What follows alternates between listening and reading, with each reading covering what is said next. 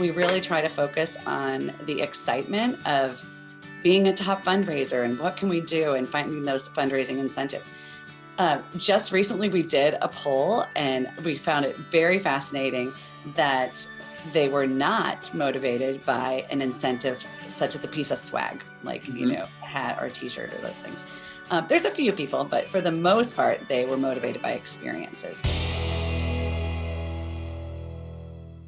Welcome to Fundraising Events. During each episode, we will chat with an influencer in the event industry who has been instrumental in helping nonprofits raise more funds. Our goal is to share helpful tips, tricks, and stories that will empower you to raise more with your future events. This episode is brought to you by GiveSignup, RunSignup, your fundraising event technology experts.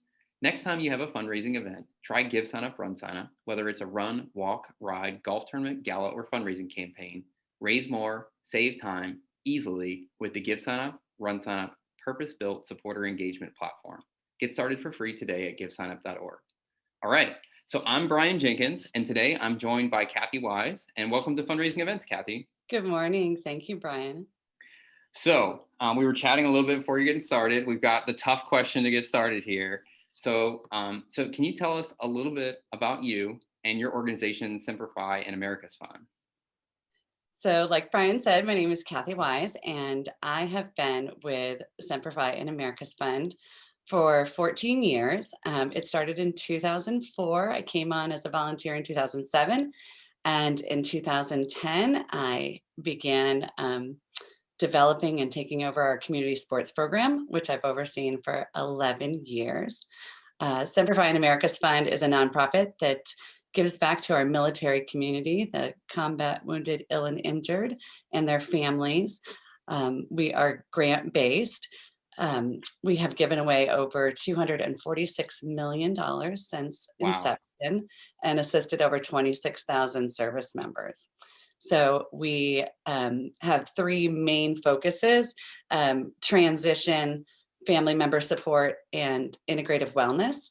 And through our integrative wellness, we have a program called Team Semper Fi, which is a sports program that assists our service members with getting out there and being in the athletic community, and recovery through sport is their tagline. And our tagline with community sports on the fundraising side is support through sport. So our two programs work side by side, which is really amazing because it really helps our fundraising with the interaction with the service members that they're fundraising for. That's great. I didn't realize how much money you guys had raised in total. That's amazing. Yeah. So one of the reasons that I wanted to talk to you today is that I think you guys have done a tremendous job utilizing, in common language, I call it Charity Bibs. And so maybe you could explain, so we get everybody on the same page, like what Charity Bibs are. So it's interesting, a little history. Many of the major marathons have a charity program where you apply and you become a charity partner. So we are charity partners with Chicago Marathon, Boston Marathon, New York City Marathon, Marine Corps Marathon, Escape from Alcatraz Triathlon, we've Big Sur. So there's a lot of different ones that have charity programs. Boston claims to be the first charity, have the first charity runner, as they had in the 40s after the war, a runner with the last name Kyriakides, who won the Boston Marathon and took all of his winnings and gave it back to the country of Greece, and made a huge impact. But official charity programs through the races didn't start until 1991 with the New York City Marathon. And the co-founder of New York City Marathon was going through brain cancer, and the hospital that he was being treated at, he wanted to raise money and give back to that hospital. And so he really encouraged the fundraising through races. And so that's where it started, was in the 90s. All the races quickly, found that this was a great way to give back to organizations in their cities, states, towns. So that is how Charity Bibs started. We have found that we don't like to reinvent the wheel. We have tried reinventing the wheel and putting on our own events, but we found our most success was through these established events. They want to get into a marathon the big ones, and they're willing to do it to raise money. So we have found huge success through being charity partners and not putting on our own events. I think our largest year at Marine Corps Marathon, we raised $800,000 through the Charity Bib Wow. program. Yeah. So it's just really fantastic for us. That is where we found our biggest success. So I appreciate some of that history. I didn't know any of that history. So how did you get started? You obviously have a great lineup now of these major events. So how did you guys kind of get started with that? Right. Well, I will tell you that we were already a charity partner with the Marine Corps Marathon when I came on 2009. My husband was in the Marine Corps and we were living in the DC area. And I was volunteering and going to the hospital to meet our servicemen and women who were injured a couple days a week. And Marine Corps Marathon, like I said, was a big fundraiser for us. So they asked me to come and volunteer. And there is nothing like the endorphins of a running community, right? They're just like the nicest people. It's so exciting. There's just nothing like seeing someone finish a marathon, especially if it's our first marathon. But being connected to the mission, like I was going to the hospital and seeing directly how the dollars that we were raising were impacting the lives of these service members and their families. So when they asked me if I would like to take over Marine Corps Marathon, I jumped at the chance and knew that that's where I wanted to be. Which, like I said, I was there for 11 years in that role. And we added races. Like we just started there with Marine Corps Marathon, and we've continued to, add races every single year. We've tried all different sports to see what works. But, the running events are our biggest success. Not to say we don't have other events like triathlons and things, but that is where I started.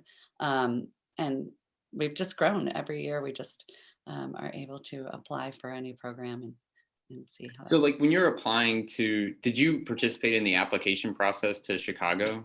Absolutely. So the one thing that's unique about our organization is that these races want to know how you're directly impacting their community. Well, we have service members all around the United States. So that is an advantage for us in the fact that we are directly impacting service members in New York City, in Boston, in Chicago. So that is a clear advantage for us because we are a nationwide organization. But I still, encourage everyone when they're asking about, charity programs to find races in their area that they can make a direct impact on their community and be able to give back. Yeah, that's what I'm hoping that some people will take away from this is that there are regional events that maybe aren't Chicago or New York, but they're very important to the community. Mm-hmm. And if your nonprofit has direct impact in that community, they may be very open and willing to partner with you to provide some bibs or a special access or something to give you something that you can market. And that's hopefully what I was taking away. It's not just, hey, you've got to apply to these major events. There's other events that are impactful in your community that people would be interested in potentially participating with your organization. Absolutely. Absolutely. Like I said, we've done some smaller ones. One of our favorite events, and it was the first event Team Semper Fi ever participated, was Cooper River Bridge Run down in Charleston, South Carolina. Yeah, that's a really big one. Yeah. Yeah. So that was a great event that was impactful for our service members and not that far from Paris Island, right? Yeah, right. Exactly. Yeah. So, so I think we understand the concept of Charity Bibs, and now you have so one of the interesting things now is like, okay, so say I have 10 spots or 20 spots. What tools how would I start marketing and recruiting people to participate in this? Because it's not just that they get to run, there is an ask, right? So we're asking you to fundraise. So can you walk us through that? So one of the interesting things also about our organization is that we have given away millions of dollars, but we've been able to keep our overhead at just 7% since inception. So we are truly grassroots. And it's funny because people are like, we don't know about you. How have you given away so much money and how have you raised so much money? But truly it's through word of mouth. And we do the hard things, expos, community outreach events, setting up tables. We do a little bit of Facebook marketing. We paid for some advertisements, but very little. We have just been able to grow our program by providing amazing experiences for our athletes. And so when you're asking like, what do we spend money on? We don't really spend money. The best advertising is the word of mouth from our athletes, recruiting them, having races that, our runners really want to get into. So that is huge for us, but just providing the best experiences. And like I said, our organization, we have the ability to actually show and have one-on-one experiences with the athlete or with the service members that they're raising money for. So that's a huge advantage for us if we can get them to come and they can connect with the service members directly. So do you guys have a fairly large like email database that you've built over the years? Yes. And I don't know how many followers we have on our Facebook group, but Yeah. it's thousands. So yeah, it's pretty fantastic. Like I said, it's been a long growing program, but we have people who have been running for us for more than 10 years straight. And fundraising hundreds of thousands of dollars. We have a few individuals who've personally raised several $100,000. Wow. Yeah. So, One thing that I was going to mention to you, I've had others mention that they've had success with is, having a Facebook group dedicated to, these types of initiatives. So people can find out about what you're doing or where you're going to be at this expo. They could meet up with you, take a picture with you, things like that. So you've got people who follow your Facebook page and they're kind of generally interested. And then the Facebook group are kind of the people are like, hey, we have a service member in Silver Springs, Maryland right now that could really use some support.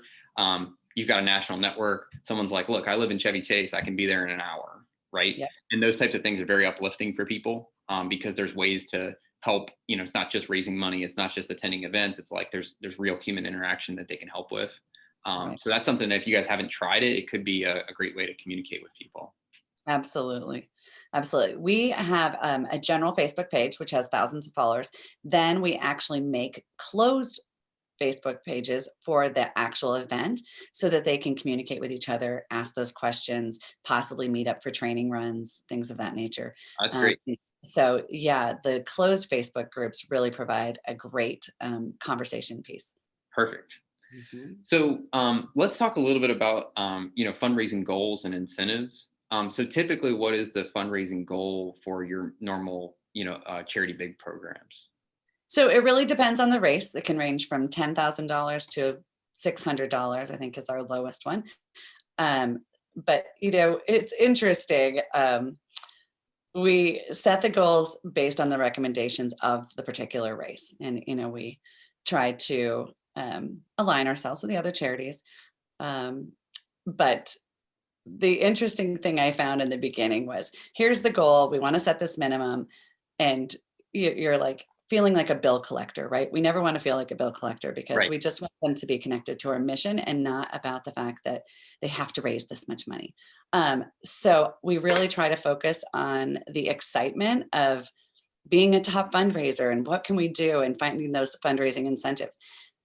Just recently, we did a poll and we found it very fascinating that they were not motivated by an incentive such as a piece of swag, like, a hat or a t-shirt or those things.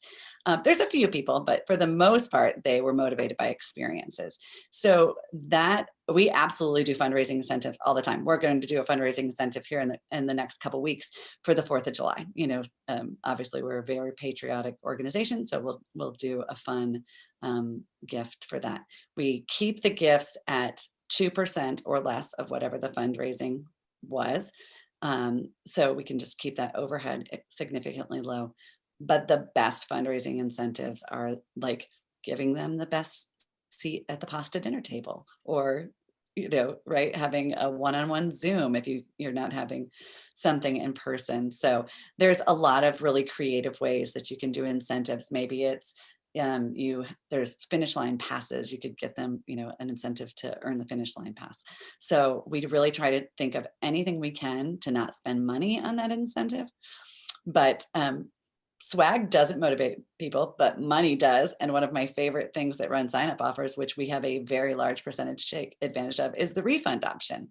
So that is fantastic that Run Sign Up implemented that. We set that goal at 40 or 50% above the fundraising minimum. And then Yep. when they reach that, they can get a refund on their registration fee. And that's automated through RunSignup, which is fantastic. Yeah, one of the things that I like too is hotel perks or hotel upgrades. You just got to have the right partner then, Right. or be say, hey, you've earned a 2-night stay wherever. I know that that is something that people really like. Is Yeah, like, oh yeah, you got a 2-night Hyatt stay or something like that because you're the top fundraiser. Those things do take a little effort, but a lot of times, you can if you sell like a hotel block with your group, you may be able to negotiate something like that too. absolutely. Usually our hotels that we negotiate a room block will throw in that extra one and we can use that as an incentive. So Yep. Yeah. yeah, it is fantastic. Because that definitely motivates me. So Yeah, I love it. um, We have to find that thing that motivates us, right? And for a exactly. lot of people, it's recognition. We have a few fundraisers that are hilarious. I love it. They get so competitive with each other and they want to know like who's the top and they just refresh run sign up every single day to see, who is in the lead. So it's really fun to see that competition. So obviously, things with the pandemic made things a little difficult when you're kind of built around these charity bibs and the large events. So, what is your future outlook for this type of program, and has the pandemic changed any of your approach? Yes, truly that, term pivot that everyone likes to use. We had to do that quickly. We all had to do that. I mean, it Mhm. was trying to figure out, this serious deficit in fundraising. I mean, how are we possibly going to make that up without having these events? Um, and and we didn't make it up. I'm just going to be completely honest. We didn't make it up. But what we did was we really focused on virtual events, experiences, Zoom calls, to keep them engaged because we want our community to stay engaged and we want to know that when this is all over and we can get back to in-person racing, that they're going to be there for us and that they still want to be part of this community. So we did 19-day challenges just to make them, be moving and logging hours. We did a really fun virtual RV challenge where we had to move the RV across the United States, which was really fun. I think people had a good time with that. As the virtual RV hit certain towns, we, sent them a little, you've reached it to the Grand Canyon, So that was really fun. Some of the things that we implemented, I think we're going to keep. We love the fact that these teammates can get to know each other through Zoom. I do think people are zoomed out, but I think that getting to know each other before we, get together for that first virtual event, we will keep implementing Zoom meetings. I really like that. It adds to, like we said, the closed Facebook. Now they actually have, a face and a voice to the person that they're chatting with on Facebook. So we love that. Um, what we found is that more people from their communities, like you said, the person in Chevy Chase is only an hour away and there's something in, DC that they can go to, that they want to get in the car and go and be with that person. I think everyone felt so isolated. So we had tried it years ago and it didn't really work. And now it seems to be working because of the pandemic is athletic clubs where they can get together and have social events or go on a run. And we just found everyone was kind of on their own before this, and now they're actually desiring that group cohesion a little bit more. Mhm. So that's great. So we're starting athletic clubs in all different cities. People have come forward and wanted to be captains. So that started and will absolutely continue, and we hope to grow that significantly over the time. Um, I'm trying to think if there's anything else that we implemented over the pandemic. I think some of the things we are relying on the races as far as COVID restrictions and those things, but it definitely made us think more about like our safety protocols moving forward, some of the things that we might have to implement for that. But yeah, and I also think that we can focus really on mental health moving forward. I think that the isolation was so hard for so many people that we really realized the need of focusing on mental health and keeping active and having communication. So we'll do more of that moving forward. So one of the things that I found that you as an organization do really well is this fundraiser toolkit. And I've asked other people about this because I think it's a big edge, and it's something you learn over time, is that I like using the term toolkit because if you have the right tools, you can get the job done. And so Right. you're helping your fundraisers do a good job by providing that toolkit. And so maybe you could share a little bit about that and what you've learned over time. Yeah, it's really funny. That is actually something that we worked on a little bit over the last year. We had a, no lie, 12-page document that I created more than a decade ago, and it was things to help them with fundraising. It was thank you letters to their donors. It was ideas. I literally had like 100 fundraising ideas, right? It was like, barbecues, local races, big sale. I mean, it was, the gamut of what you could do to fundraise. But the most important thing was how to set up their fundraising page and how to use their fundraising page to really tell their story.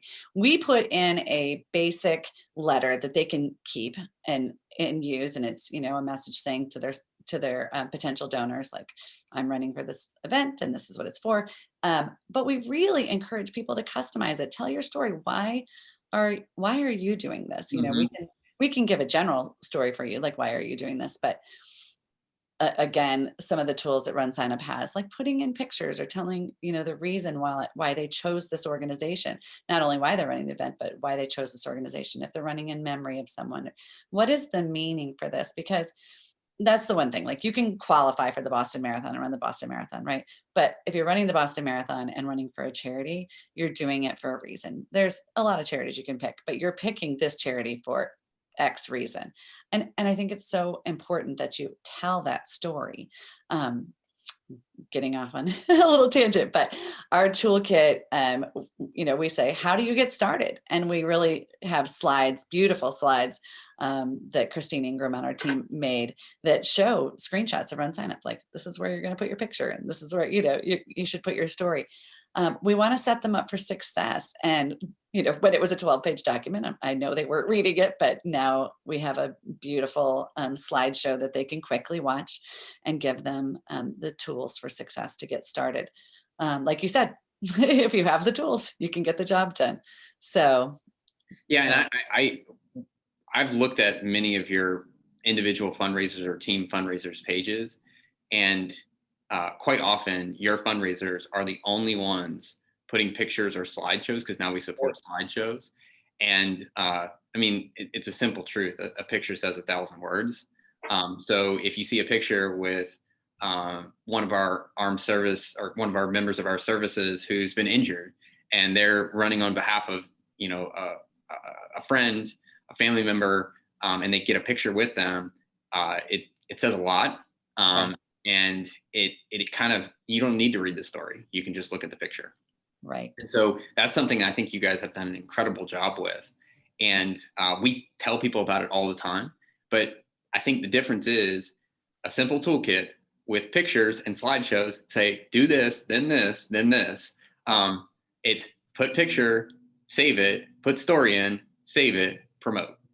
Right, right. And then It definitely takes away that overwhelming feeling, right? Like having the simple step-by-step guide. So, yeah.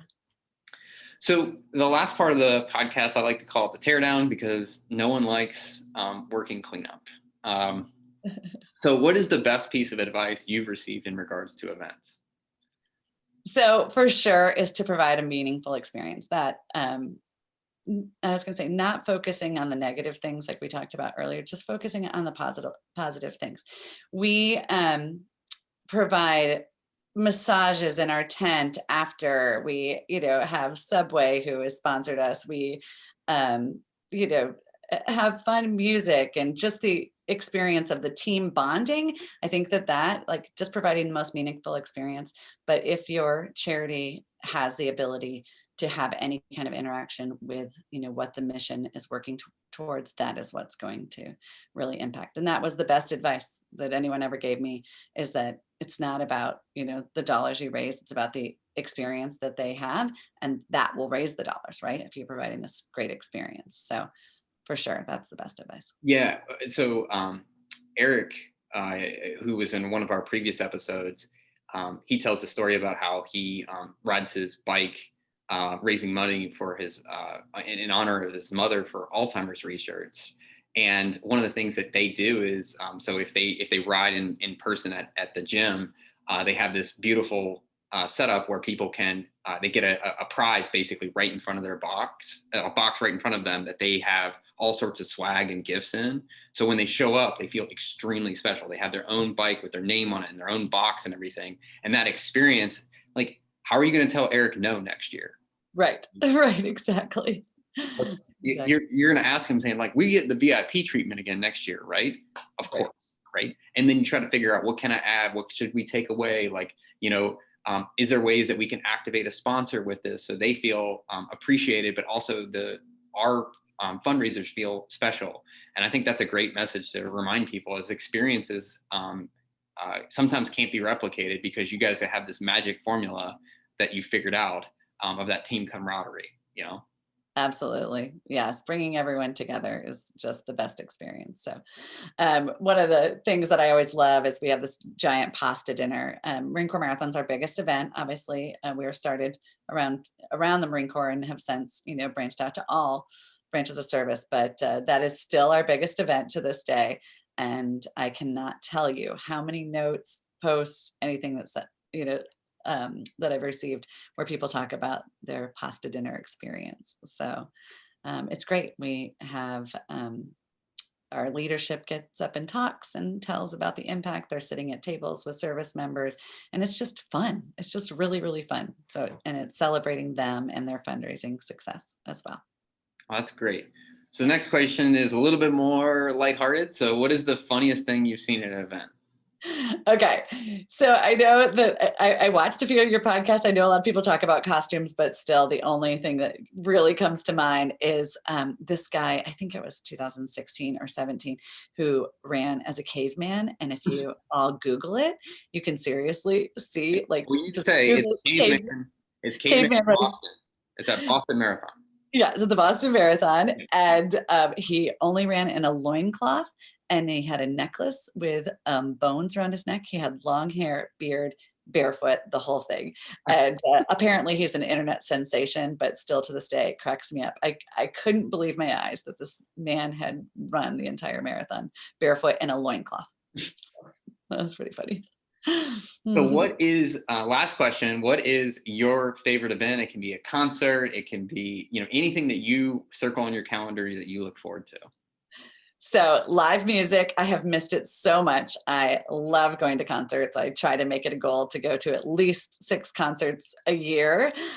So I've really missed that. I'm excited for some live music this summer, especially sitting outside on a lawn and listening to live music. So I love that.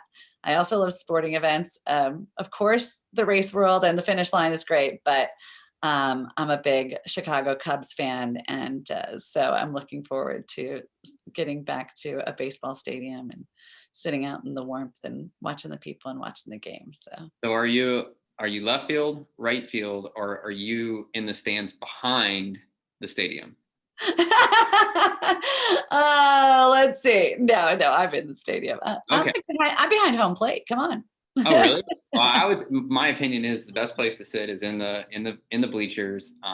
And hoping if you get there early enough, and you sit in the bleachers, they're hitting BP, and you can catch a ball. Like, you got a reasonable chance of catching a ball. You actually can also catch a ball out on the street next to it, because the ball will go out of the stadium, and then you can there's people running around with baseball gloves catching them. Absolutely. Or Brian, if you're really cute, you just wink at them, they'll give you a ball. Well, I bring my daughter, and I bet you we could get one. I bet you could, for sure. She'd probably throw it back though. So this has been great. I think we haven't had anyone talk about Charity Bibs. It's something that I find very intriguing, because I think it's building on top of an already built community, but then you put your own flavor to it. So I think it's a great concept, and I'm glad to be able to talk to you guys about it, because I think you're one of the best at it, and been doing it for a long time with a long history of success. And what, $250 some million is a lot. Yeah. So it's pretty awesome. And through the races, we bring in over $1 million every year. So yeah, that's incredible. So I encourage people to check out the races in their communities. It doesn't, like I said, it doesn't have to be the Boston or the New York City, but you can connect with the races in your local community and make an impact. Wonderful. Well, thank you so much for joining us today, Kathy, and look forward to seeing you at a conference here soon. Yes, absolutely. All right. Thank you, Brian.